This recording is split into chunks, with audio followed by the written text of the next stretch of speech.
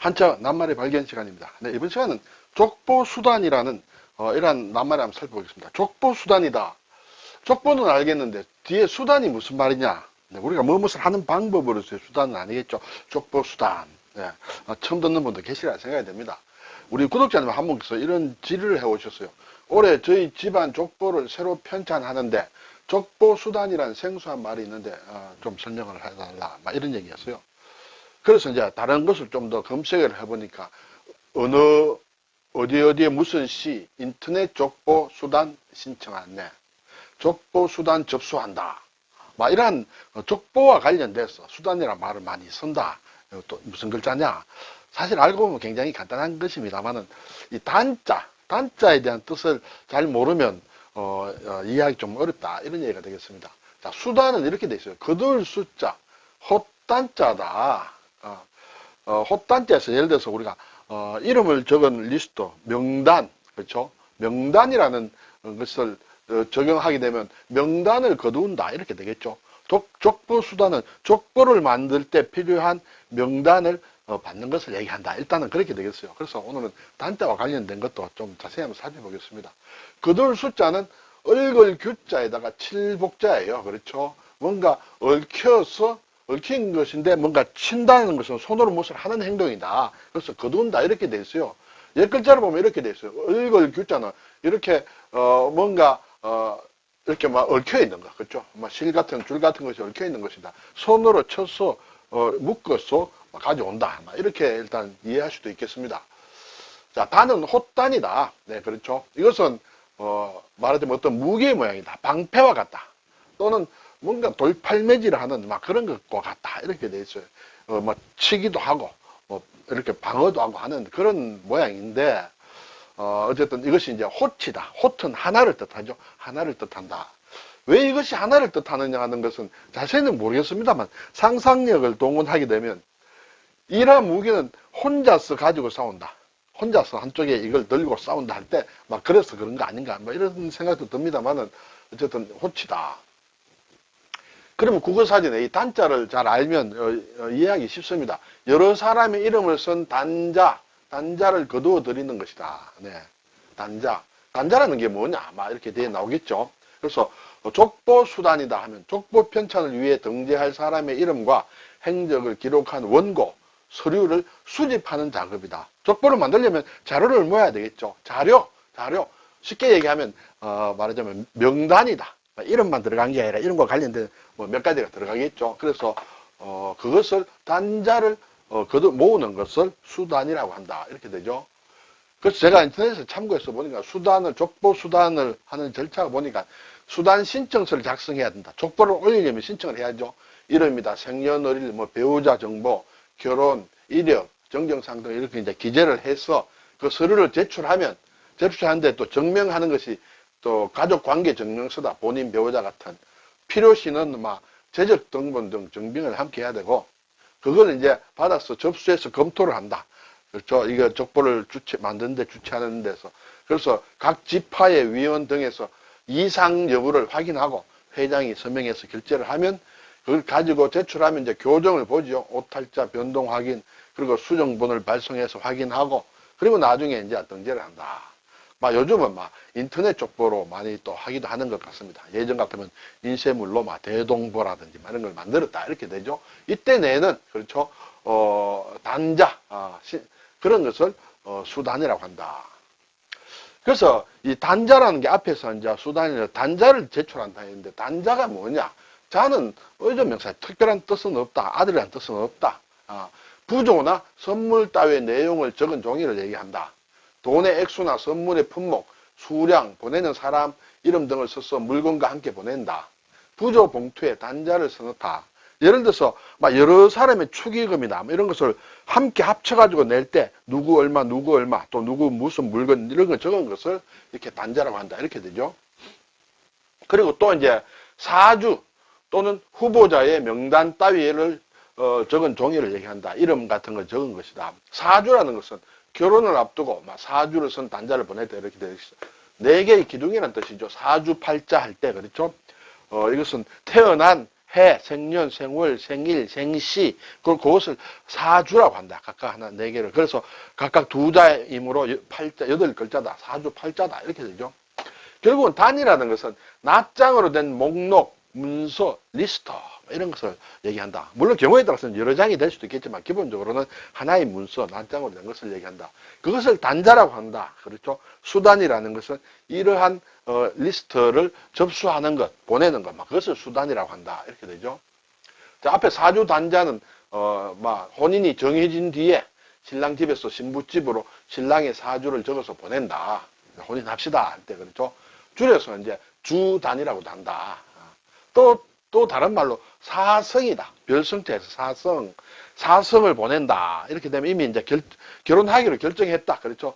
혼담이 결정되어 사주 단자를 적어 보낸다 하면 이제 사주를 받고 해서 또 이제 결혼 날짜를 정한다 할 때 어쨌든 사성 주단은 사주 단자라고 할 때 사주 단자 할 때 우리가 많이 쓴다. 단자는 그렇죠. 그리고 이제 이 단의 문서, 리스트, 목록이란 뜻으로 쓰인 낱말만 제가 무슨 한번 추려봤습니다. 가장 많이 쓰는 것이 명단이다. 그렇죠. 이름을 쓴 종이다. 그렇죠. 리스트, 이름을 쓴 종이, 전단. 그렇죠. 선전하기 위해서 전달해 주는 것이죠. 선전하기 위해서 뿌리는 종이를 얘기한다. 그렇죠. 전단이다. 식단이다. 메뉴를 얘기한다. 메뉴표, 차림표를 얘기한다. 그렇죠. 네. 청단이다. 잘 안 쓰는데 청한다. 청하는 이름이다. 자, 우리 이때는 이제 활쏘기를 할 때, 편사를 한다 할 때 우리가 이렇게 누구 이렇게 명단을 보내고 상대방을 보내서 한번 말하자면 활쏘기 시합을 합시다. 편사를 합시다 할 때 청하는 것이 청단이다. 그러면 상대편에서 좋습니다. 오케이. 우리도 누구를 보냅니다 할 때 응단이다. 요번에는 우리가 사정이 있어서 못합니다 할 때는 이제 방단이다. 이렇게 이런 말도 요즘은 잘 안 쓰지만 있다. 예단이다. 예물을 적은 목록을 얘기한다. 예단. 근데 실제로 보면 결혼을 할 때 예단을 보낸다 할 때는 비단 단자 쓰죠. 이것은 이제 예물로 보내는 비단을 예단이라고 하고, 그리고 또 앞에 이것은 예물로 보내는 목록을 얘기한다. 그렇죠. 약단이다. 약품이나 약이나 약재 이런 것을 적은 리스트를 얘기한다. 그렇죠. 약단이다. 백단이다. 일종의 백지수표 비슷하게 어떤 공란을 메꾸지 않은 그렇죠. 그런 리스트를 얘기한다. 망단자다. 망은 옛날에는 사람을 추천할 때 임금에게 세 사람을 추천했습니다. 그렇죠. 삼망이다. 삼망의 어떤 위에 올리는 리스트, 그것을 망단자라고 한다. 정단이다. 이것도 잘 쓰지 않으리라 생각이 듭니다만 서류를 관아에 제출한다. 서류를 제출하는 거. 이것은 서류를 얘기한다. 정이라는 것은 위에 들어 바치는 것, 제출하는 것을 얘기한다. 채단이다. 중국 요리의 식단이다. 그렇죠. 이것은 나물채다. 음식을 얘기할 때 한다. 채단이다. 식단과 통하는 말이다. 그리고 예전에는 호적이 올린 호적단자, 또 호구단자, 이런 말들도 쓰는 것 같습니다. 그래서 사진에 나오는 낱말들이다. 자, 이제 그 이외에 헛 하나라는 뜻으로 또 쓰는 말이 굉장히 많겠죠. 단수다. 단수, 복수 할 때 반대말이 복수가 되겠죠. 단수. 단신이다. 단신, 홀몸이다. 그렇죠. 혼몸이다. 혈단신이다. 단신부임이다. 할 때 그렇죠. 단위다. 단위. 어떻게, 낱낱처럼 쪼개놓은 그것을 어떤 단위라고 한다. 단어다. 단어. 낱낱의 말이다. 낱말이다. 낱낱의 말. 낱말을 단어라고 한다. 그렇죠. 단조. 좀 복잡하지 않고 단조로운 것을 얘기한다. 단조. 그렇죠. 복잡하지 않아. 단순한 것. 예. 여기에 짧은 단자를 쓰게 되면 음악에서 장조다. 단조다 할 때 그렇죠. 마이너를 얘기한다. 예. 단체다. 단체는 하나로 된 어떤 개체를 얘기한다. 그렇죠. 요거 둥글 단자를 쓰면 그룹을 얘기한다. 요거는 하나의 어떤 개체를 얘기하고, 이것은 그룹을 얘기한다. 단식이다, 복식이다, 할 때, 그렇죠. 이렇게 탁구를 한다든지, 테니스를 한다든지 할 때. 단기 필마다, 그렇죠. 말 한 마리에, 그렇죠. 어떤 말을 얘기한다. 단기는, 말을 탄 한 사람의 병사를 얘기한다. 단기의 필마다. 단도직입이다. 단도직입. 혼자서 칼을 들고 바로 들어간다. 이렇게 되겠죠. 그리고 이제 이것이 한자 말로 이루어지지 않아도 호치란 말로 많이 쓴다. 우리가 옷이 단벌이다 할 때 단벌 그렇죠. 단칼에 단숨에 할 때 그렇죠. 네. 단판에 한번판 단판으로 단판이다. 뭐 단판성부다. 단잠이다. 단잠. 우리가 잠을 잘 때 꿀잠을 잤다 하는 그런 단은 이제 순 한글이고 요 단은 한 번에 그냥 통잠을 자는 것. 중간에 깨지 않고 쭉 자는 것을 단잠이라고 한다. 아주 달콤하게 자는 것은 한자가 아닌 그냥 단잠이다. 단짝이다 할 때 쓴다. 단숨에, 그렇죠. 단숨에. 단대목이다. 대목이다. 뭐 예를 들어 설 대목이다. 추석 대목이다. 또는 뭔가 일이 많이 이렇게 몰려올 때를 대목이라 한다. 그 중에서도 가장 피크를 단대목이라 할 때도 쓴다. 그렇죠. 그리고 이것은 이제 오랑캐 이름을 얘기할 때도 이것은 이제 선자로 쓴다. 선우다. 단이 아니라 넓고 크다는 뜻으로 선우라는 것이 흉노가 자기네 추장을 높여서 이러던 말이다. 선우. 뭐 역사책 같은 데 보면 가끔 묵돌선우다 많이 나온다. 그렇죠. 이때는 단우가 아니라 선우다. 선우라는 것은 우리나라에 선우씨가 있죠. 선우씨 할 때는 고울선자를 쓴다. 그렇죠.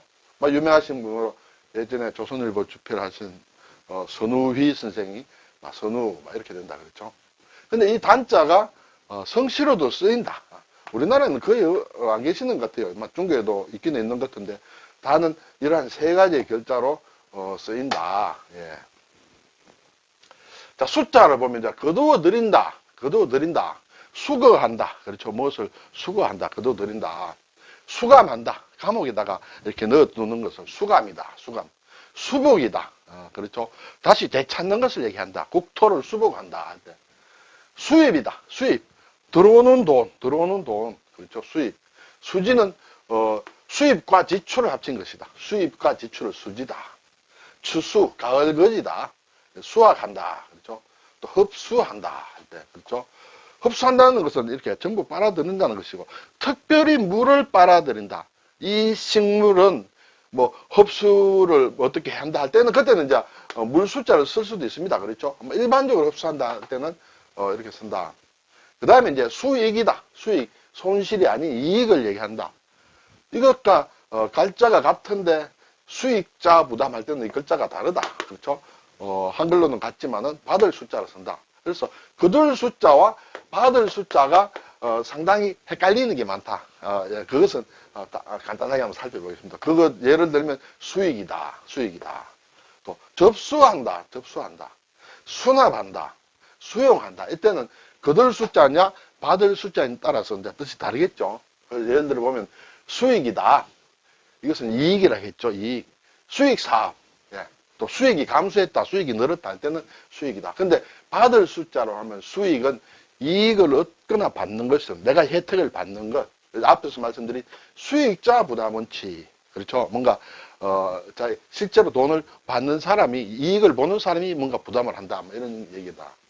접수란 말도 마찬가지예요. 거둘 숫자와 받을 숫자다. 접수했다. 거둘 숫자는 야 이쪽은 내 나와바리야. 내가 접수했어. 그렇죠. 막 예를 들어 사진에 이런 게 있어. 혁명군이 수도를 접수했다. 근데 받을 숫자를 쓰면 입학 원서를 접수했다. 접수 번호가 어떻다. 받는 것을 얘기한다. 예. 그리고 수납이다 할 때도 거둘 숫자와 받을 숫자 하면 거둘 숫자 하면 세금을 거두어 드린다. 세금 수납이다. 그렇죠. 그 수납하는 창구, 거두어 드리는 창구가 수납 창구다. 받을 숫자라 하면 수납은 받아서 납은 넣어둔다는 뜻이죠. 그냥 받아서 넣어둔다. 거두어 들여서 하는 거다. 받아서 넣어두는 것. 예를 들어서 뭐 의연금을 그렇죠. 수납했다. 그래서 오는 거 그냥 그대로 받아두는 것이에요. 받아두는 것이다. 네. 그리고 뭔가 장난감을 수납한다. 옷을 수납한다 할 때 수납장이다. 뭐 이때 쓴다. 수용도 마찬가지죠. 용은 이제 허용한다. 받아들인다. 막 그런 뜻으로도 쓰이죠. 얼굴이란 뜻도 있는데, 그들 숫자를 쓰는 수용은 포로를 수용한다. 포로 수용소 할 때, 난민 수용 시설이다. 받을 숫자 하게 되면, 요구 조건을 받아들인다 하면, 요구 조건을 수용한다. 너의, 요구 조건 수용한다 할 때 쓴다. 두 개가 상당히 헷갈리기 쉽다. 한번 이렇게 찬찬히 한번 생각해 보시면 어떨까요? 근데 오늘 수단 잘 안 쓴다.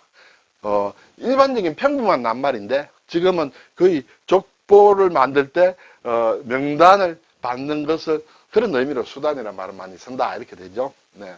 일본에서는 이 낱말을 사진에 아무리 찾아봐도 나오지 않아요. 아마 쓰지 않는 것 같아. 중국에서는 쓰는 낱말인데 족보와 관련해서 일반적인 의미로 많이 쓴다. 일반적 원래 뜻으로. 우리는 거의 족보와 관련된 명단 거두는 데 많이 쓴다. 네. 숫자는 이렇게 좀 다르죠. 오른쪽에. 단자는 신자체는 위에 이렇게 3개고 중국은 2개, 입구자 2개가 이렇게 변했다는 것을 알 수 있습니다. 오늘 수단, 주로 족보 수단 할 때 많이 쓴다. 단자, 그렇죠? 여기 자는 그냥 전미사다. 뭐 아무런 특별한 뜻은 없다. 리스트를 얘기한다. 무엇을 적은 문서를 얘기한다. 명단, 식단, 전단. 여기서 단자를 알면 호치라는 뜻 이외에는 그것만 알면 이것은 호치라고 생각하면 뜻이 안 통하죠. 근데 리스트, 명단, 문서 그런 의미를 알면 많은 낱말들이 해결된다는 것을 알 수 있습니다. 감사합니다.